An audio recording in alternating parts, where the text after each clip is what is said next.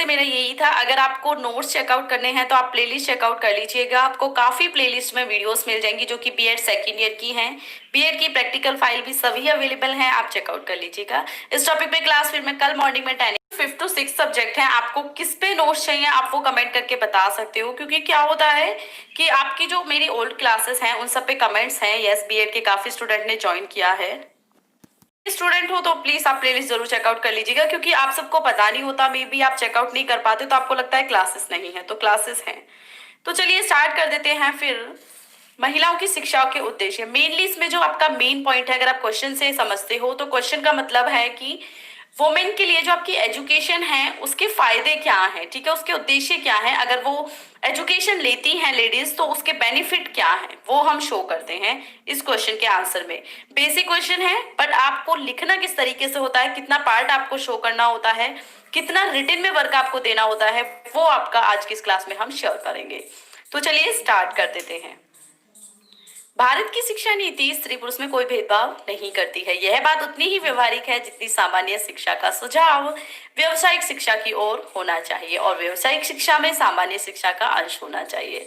शिक्षा के व्यवसायीकरण का संबंध बच्चों के ज्ञान, कौशल और अच्छी प्रवृत्ति का विकास होना है, ताकि वे अपने ज्ञान व कौशल का व्यवसाय में प्रयोग कर सके। यानी कि आपने देखा होगा कि जो आपकी एजुकेशन है, कहा तो उसमें जाता है कि गर्ल्स एंड बॉयज की एजुकेशन में कोई भेदभाव नहीं होता, बट अगर हम लास्ट क्लास की बात करें जिसमें मैंने लैंगिक असमानता की बात की थी, उसमें क्लियरली वो पॉइंट्स डिस्कस किए गए थे कि क्या क्या डिफरेंस होता है गर्ल्स एंड बॉयज की एजुकेशन में। वो चाहे आपके घर से स्टार्ट होता हो, आपके स्कूल में स्टार्ट होता हो, या आपकी जो समाज है वहां से स्टार्ट होता हो, बट उनमें भेदभाव होता है। साथ ही साथ ये भी कहा गया है कि जो आपकी एजुकेशन है वो व्यवहारिक होनी चाहिए, बट वो व्यवसायीकरण को फोकस करके ही स्टार्ट करनी चाहिए, जिससे कि उनका जो ज्ञान और कौशल है वो बढ़ सके, है ना। अगर आपके ज्ञान के साथ साथ आपका कौशल भी बढ़ रहा है तो कौशल से क्या होता है कि स्किल्स आपके जो डेवलप होते हैं उससे आप कुछ ना कुछ अर्न कर सकते हो। स्किल्स से आप एजुकेशन ले रहे हो, अच्छा है, बट मे बी एजुकेशन के थ्रू आपको जॉब नहीं मिली तो आपका कोई स्किल अच्छा है तो उसके थ्रू आप अर्न कर सकते हो, यानी कि अपनी जो जीविका है वो आप चला सकते हो, वो आपकी एजुकेशन कहती है, ठीक है। देन आ जाता है व्यवसायीकरण के द्वारा लड़कियों में नए नए कौशल सिखाने की क्षमता का विकास होता है। शिक्षा के द्वारा हमारी महिलाएं ऐसी बननी चाहिए कि वे गृहिणी और कामगर दोनों की भूमिकाएं भली प्रकार निभा सके। तो जैसा मैंने कहा कि गर्ल्स को स्किल सिखाने चाहिए। स्किल से क्या होगा कि वो दोनों जगह का, यानी कि अपनी जॉब भी अगर वो कर रही हैं और अपने घर का काम भी वो अच्छे से कर पाए। अब हम आ जाते हैं शिक्षा के अभिप्राय से। वह संपूर्ण शिक्षा है जिसका उपयोग जीवन काल में हो और जो हमारे जीवन पथ की कठिनाइयों में हमारा मार्गदर्शक बने।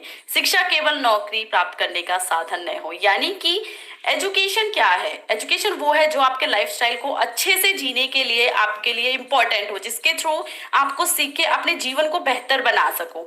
एजुकेशन का मतलब सिर्फ इतना नहीं है कि आपने जॉब ले ली एंड आपकी एजुकेशन का जो फोकस था, जो आपने एजुकेशन ली उसका काम पूरा हो गया, नहीं। एजुकेशन का मतलब है आपको कुछ सीखने के लिए मिला जिसके थ्रू आपने अपनी जो जीवन है उसे अच्छा बनाया, उसे बेहतर बनाया पहले से। Point out. Then next point है महिलाओं की शिक्षाओं के उद्देश्य। अब यहाँ पे आपका जो क्वेश्चन का आंसर था वो स्टार्ट हो जाता है। ऑब्जेक्टिव्स ऑफ वुमेन एजुकेशन, इसमें है समाज अपनी प्रत्येक नई पीढ़ी को अपने आदर्शों एवं मूल्यों के अनुरूप ढालने में रुचि रखता है, क्योंकि तभी सामाजिक जीवन सुचारू रूप से चल सकता है और सामाजिक या हेलो टू एवरीवन, आप हेलो हो रहे हो तो आप प्लीज क्लासेस लीजिए। आप ज्वाइन कर रहे हो, अच्छा है, आप ज्वाइन करके क्लासेस को अंडरस्टैंड कीजिए इजीली। ध्यान आ जाता है सामाजिक व्यवस्थाओं में स्थायित्व व निरंतरता के गुण बने रहते हैं और इस उद्देश्य की प्राप्ति हेतु परिवार का दायित्व सबसे प्रमुख है, परंतु समाज की ओर से औपचारिक एवं संस्थागत व्यवस्था जो सीधे रूप से इस उद्देश्य से संबंधित होती है शिक्षा व्यवस्था है। यानी कि शिक्षा का जो मेन उद्देश्य है वो है कि अगर आप एजुकेटेड हो जाते हो, एजुकेटेड के साथ साथ आपने अपने जीवन को बेहतर बना लिया है तो आप आने वाली पीढ़ी को भी बेहतर बना पाओगे, और जिसके थ्रू क्या होगा कि आपकी पीढ़ी दर पीढ़ी जो आपकी एजुकेशन का फायदा है वो होता रहेगा। क्लियर हुआ? या मुझे नहीं पता यहाँ बीएड के कितने स्टूडेंट हैं, बट लेट्स सी। क्लियर। अब हम पॉइंट आउट्स के साथ डिस्क्राइब करेंगे कि मेनली उद्देश्य क्या है। ये सिर्फ इंट्रोडक्शन था जिससे कि आपका पॉइंट क्लियर हो जाए। अब आपके यहाँ पे मैं 6 to 7 पॉइंट्स डिस्कस करूंगी जिसके थ्रू आपको क्लियर इस क्वेश्चन का जो आंसर है वो समझ आ जाएगा, ठीक है। या एंड जो बीएड की क्लासेस हैं, देखिए उसके नोट्स मेरे पास नहीं है, बट मैंने क्लास शेयर की तो आप सबका सपोर्ट था एंड काफी स्टूडेंट की कमेंट थे, तो इसलिए मेरे पास जो भी अवेलेबल है मटेरियल, मैं उससे ही कोशिश कर रही हूँ कि आपका क्वेश्चन आंसर मैं श्योर करा सकूं, आपको वो अच्छे से क्लियर हो जाए। तो उद्देश्यों में सबसे फर्स्ट आ जाता है आपका समाजीकरण। ठीक है, समाजीकरण उस प्रक्रिया को कहते हैं जिसके द्वारा प्रत्येक नई पीढ़ी को समाज के व्यवहार, प्रतिमान और मूल्य सिखाए जाते हैं। परिवार वह प्राथमिक एजेंसी है जो बच्चे को समाज के व्यवहार प्रतिमानों में ढालती है। परिवार के बाद दूसरा स्थान स्कूल का है।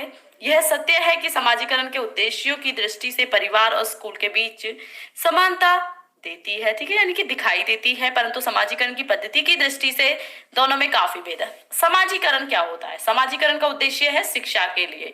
समाजीकरण यानी कि जो आपके चारों ओर का एनवायरनमेंट है, आपके घर से निकलने के बाद जो आप देखते हो कि आपके जो बड़े बुजुर्ग हैं या पीढ़ी दर पीढ़ी आपके साथ जो जुड़े रहते हैं, जहां से आपने, जिनके साथ आप खेले हो, बड़े हुए हो, या जिनके साथ आप स्कूल गए हो, वो आपका समाजीकरण हो जाता है। ठीक है, और उसके बाद सबसे मेन जो है आपके लिए, फर्स्ट आपका परिवार होता है, बट जो सेकंड है वो समाज होता है, जिसमें आपका स्कूल सेकंड पोर्शन पे होता है।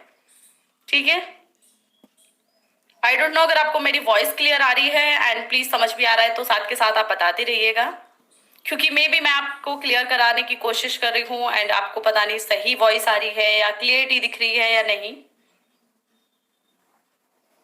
क्लियर है आप सबसे? ऐसा कुछ नहीं है कि जिसके लिए आपको बहुत माइंड लगाना है या जिसको आपको रटना ही है।